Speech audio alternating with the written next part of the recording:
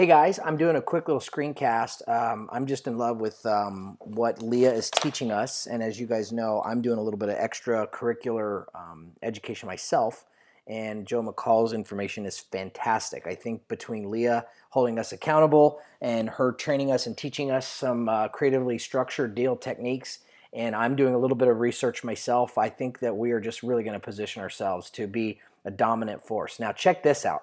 I want to nail down something very specific about handling lease option objections. What Joe McCall has gone through, it just couldn't be done better. Leah knows this stuff kind of innately, just in the back of her head. She just sort of knows how to summons this from the depths of her vast knowledge. And so I think she could probably teach this course, in my opinion. But I think it'd be even good for her to check out too. So I'm going to send it to her, but check this out, answering lease objections. So here's the automated wholesaling course, week 4, more systems and talking to sellers. All these things I've kind of gone through, but right down here, the $1 million sales skill, the $1 million skill is sales, and down here is answering common lease objections. So it's just a little plus mark, no big deal, right? Boom. So check this out. He says, keep it simple, smile.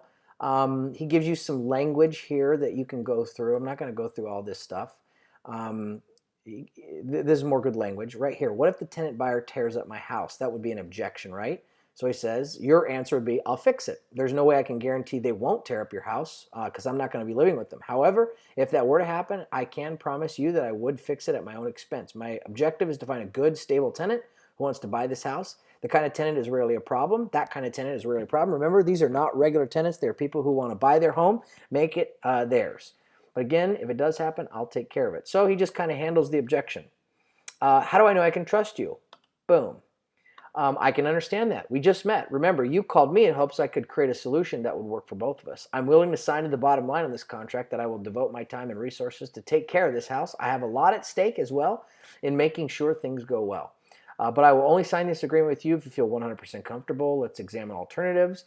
If I do what I promised to do, your monthly payment will be paid, your house will be maintained, and hopefully sold for cash. If I don't do that, I'm just leasing your property and subleasing out. You could simply evict me and be no worse off than you are right now. Sure, things could go wrong, but remember, I don't get paid until the end unless I produce. Would you like some references? And then try to become a member of BBB. So that's how he handles the I can't trust you objection. How do I know you'll make my monthly mortgage payments or send the rent to my mortgage company? Boom. We can handle that several ways. I can send you a check every month, make it out to your lender, and you can mail it in. Or we can use a third-party escrow company that will withdraw the rent from my account. You will know if I don't pay because you'll get a late notice. Which of those two would you prefer? So he gives them an A and a B. Very soft. Why don't you make all my mortgage payments? One of the things Joe McCall teaches, and Leah teaches this too, is if we're going to take over payments not right now. Get as much runway as you can. If you can get 3 months, get 3 months. And of course, you're going to get some pushback, but here's how he goes through this. So this objection is, why won't you make all my mortgage payments, meaning like right now, if the rent you're offering on the A to B is lower than their mortgage payment? He says your house can't afford it. I'm sorry, that was the wrong tab. The next one is the one I think I was talking about. Why won't you make my mortgage payments instead of waiting the 2 or 3 months? Here's that one. I need time to find a well-qualified tenant buyer who will buy your home. You want me to find a reliable tenant buyer who will buy your home, right? So basically you're putting it back on them. Basically saying, well, we could rush it, but I don't think so. I don't think it's smart to rush it. If you rush me, then that means I have to take the first nasty, terrible tenant that I find, and that's not in both of our best interests. So I need a little bit of time. Give me 90 days.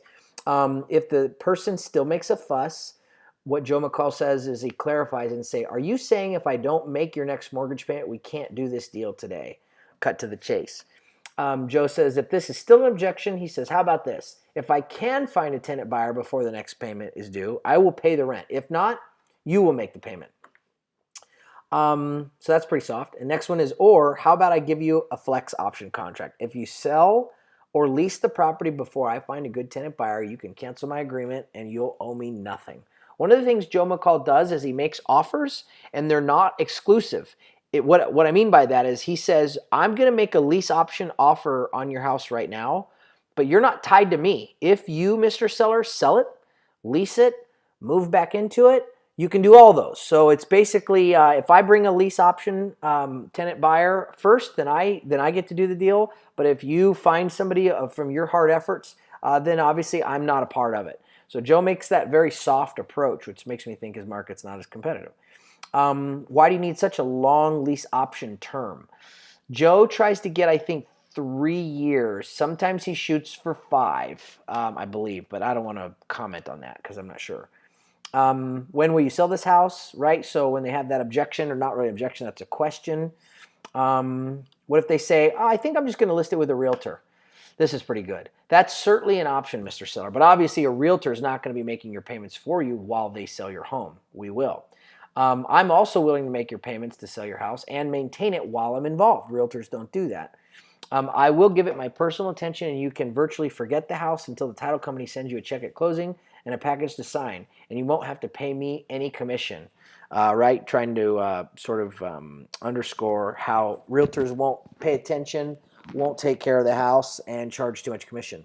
If they still object, he says, listen, I have several qualified tenant buyers right now looking for homes in this area, but if you'd like or prefer to list with a realtor, but if you would prefer listing with a realtor, perhaps that's what you should do. Call me if it doesn't work out. So he basically says, go for it.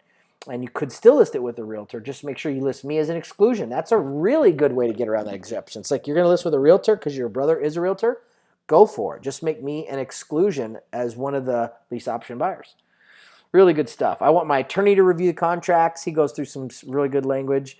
Why don't you give me a larger option? He goes through some good language, and your offer still isn't enough. He says, I love this one. He says, you just reply, my offer's not enough, and then just look at them and stay quiet, where you're essentially just repeating their objection, and then you make them talk first. That's hilarious. Anyways, very good stuff. Answering common lease option objections. Joe, I think, has thought of it all.